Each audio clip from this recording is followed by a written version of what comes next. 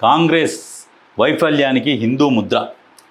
వారి మందకొడి వృద్ధి రేటును హిందూ వృద్ధి రేటుగా చూపే ప్రయత్నం చేశారు. అతిపెద్ద సమూహాన్ని అవమానించారు. మేమొచ్చాక ఆ విష వలయం నుంచి బయటపడేశాం. 12 ఏళ్లలో దేశాన్ని ఎంతో ముందుకు తీసుకెళ్ళాం.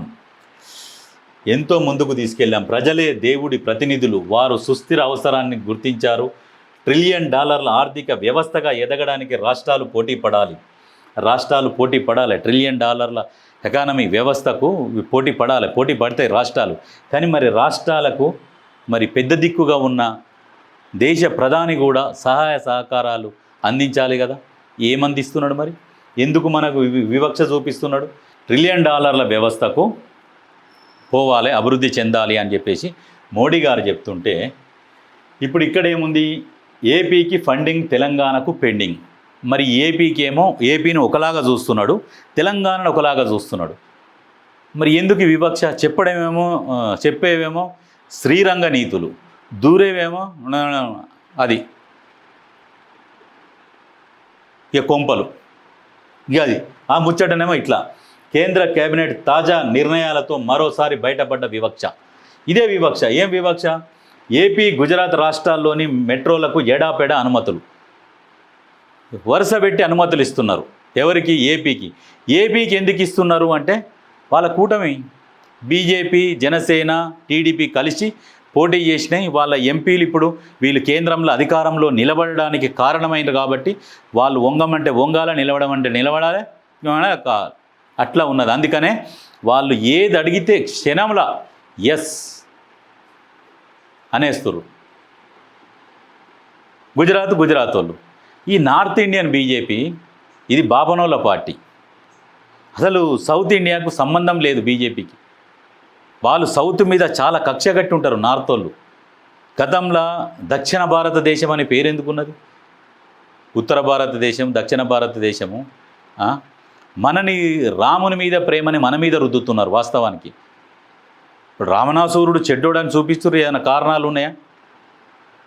లేవు.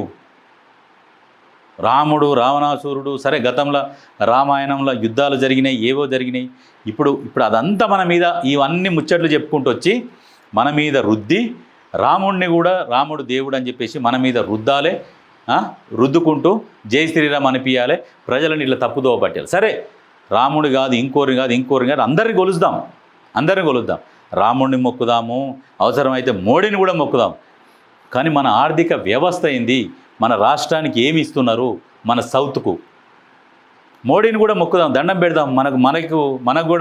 మన మీద కూడా వివక్ష లేకుండా మనకు కూడా అన్ని నిధులు మంజూరు చేస్తే మనం కూడా మొక్కుదాం. మనకేమో మొండి చెయ్యి, వాళ్ళ దగ్గర రూపాయి తీసుకుంటే వాళ్ళకేమో ₹5 ఇచ్చుడు, మన దగ్గర రూపాయి తీసుకుంటే మనకు చారాని ఇచ్చుడు. ఇది మళ్ళీ ఆయన చెప్పుడేమో ఆ రకంగా చెప్తున్నాడు. ఎప్పట్లాగే హైదరాబాద్ మెట్రో విస్తరణ అంశం పక్కకు. మెట్రో విస్తరణ కోసం ఎన్నిసార్లు అడిగిన అంశాన్ని పక్కకు పెట్టేస్తున్నారు. వాళ్ళకేం వరుస పెట్టిస్తున్నారు. ఏడాది కిందట డిపిఆర్, నెలన్నర కిందట టేక్ ఓవర్ ఫైల్ పంపిన స్పందన కరువు. నెల కిందనే డిపిఆర్ ఇచ్చింది, ప్రాజెక్ట్ డీటెయిల్స్ ఇస్తే మళ్ళీ తర్వాత మెట్రోని టేక్ ఓవర్ చేసుకున్న సంబంధించిన పత్రాలు కూడా సబ్మిట్ చేస్తే ఫైల్ పంపినా కానీ స్పందన కరువు. RRRకు ఫైనాన్షియల్ క్లియరెన్స్ కూడా పెండింగే. RRR ఈ మన రాష్ట్రానికి అభివృద్ధి కోసం ఇంత కష్టపడి ఇవన్నీ చేసుకుంటూ వస్తుంటే మరి కేంద్రం సహకరించకుండా మరి రకరకాల మాటలు మాట్లాడుతున్నది. మేము ఇది చేస్తాం, మేము ఒంటరిగా పోటీ చేస్తాం తెలంగాణలో. దేనికైనా నువ్వు ఒంటరిగా పోటీ చేసేది తెలంగాణలో? దేనికోసం ఒంటరిగా పోటీ చేస్తావు? తెలంగాణకు ఎందుకు వస్తావు? అవసరమేంది? మీ 8 మంది ఎంపీలు ఎవరైతే గెలిచిర్రో గుర్తుపెట్టుకోరు. తెలంగాణ మీద ఎంత విషం కక్కుతుర్రో ఆ 8 మందిలా ఒక్కడు కూడా గెలవడు. గుర్తుపెట్టుకోరు. ఒక్క ఎంపీ సీట్ రాదు నెక్స్ట్ ఎలక్షన్లల్లా. ఇది ఏడ రాసుకుంటారో రాసుకోర్రి, దేంతో రాసుకుంటారో రాసుకోర్రి. ఒక్కడు గెలవరు. తెలంగాణ ప్రజలు తెలివి తక్కువ వాళ్ళని మీరు అనుకుంటున్నారు. సౌత్ ఇండియా వాళ్ళు తెలివి తక్కువ వాళ్ళు, మేము నార్త్ ఇండియా వాళ్ళం గొప్ప వాళ్ళం అని చెప్పేసి మీరు అనుకుంటుండొచ్చు. సౌత్ ఇండియా మీద మీ రాజకీయాలు ఎత్తుగడ లేస్తుండొచ్చు. కొంతమంది మీ మోచేతి నీళ్లు దాక్కుంటా సౌత్ ఇండియాలో ఉన్నవాళ్ళు ఈ కొంతమంది ప్రజలని తప్పుదోవ పట్టిస్తున్నారేమో. కానీ ఫైనల్గా అల్టిమేట్గా తెలంగాణ ప్రజలు ఏం చెయ్యాలి, ఎవరికి పట్టం కట్టాలనేది తెలంగాణ ప్రజలకు క్లియర్గా తెలుసు. భవిష్యత్తులో ఖచ్చితంగా మీ భరతం పడతారు. ఎందుకంటే ఇవన్నీ చూస్తూనే ఉన్నారు ఎక్కడికక్కడ. ఇరిగేషన్ ప్రాజెక్టుల విషయంలోనూ సహాయ నిరాకరణ. ఇక మరి మీరు ఏమిటికి ఘోషి? ఏ అవసరం లేదు, వేస్ట్. ఇప్పటికే పాలమూరు ప్రాజెక్టు డిపిఆర్ వెనక్కి పంపిరు. తుమ్మిడియేటి విషయంలో సీఎం లేఖ రాసిన నెల గడిచిన నో రెస్పాన్స్. మన అభ్యంతరాలను బేఖాతరు చేస్తూ ఏపీకి కొత్త ప్రాజెక్టులు. తెలంగాణ ప్రతిపాదించిన ఇచ్చంపల్లిని కాదని పోలవరం నుంచి కావేరికి గ్రీన్ సిగ్నల్. ఇక బీజేపీ ఇది బీజేపీ చరిత్ర, ఇది బీజేపీ హిస్టరీ. ఇది వాళ్ళు ఓన్లీ టీవీలల్లో పేపర్లల్లో మాత్రమే అభివృద్ధిని చూపించగలుగుతారు, కానీ ప్రత్యక్షంగా ఎక్కడ కూడా అభివృద్ధిని చూపించేంత దమ్ము లేదు. మోడీకి ప్రెస్ మీట్ పెట్టేంత ధైర్యం లేదు. దమ్ము ధైర్యం ఉంటే ప్రెస్ మీట్ పెట్టమనుర్రి. ఒక్క ప్రెస్ మీట్ ఫుల్ సెక్యూరిటీతోని కొంతమంది రిపోర్టర్లు ప్రశ్నలు అడుగుతారన్న ఒక భయంతో ప్రెస్ మీట్ ఇంతవరకు ఒక ప్రెస్ మీట్ పెట్టలే. ఏం ప్రధాని దేనికి?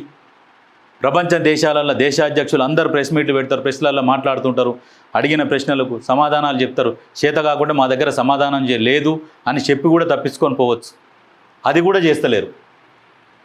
ఇటువంటి పరిస్థితి క్రియేట్ అయినప్పుడు ఏం చేస్తాం? ఏం చేయలేం.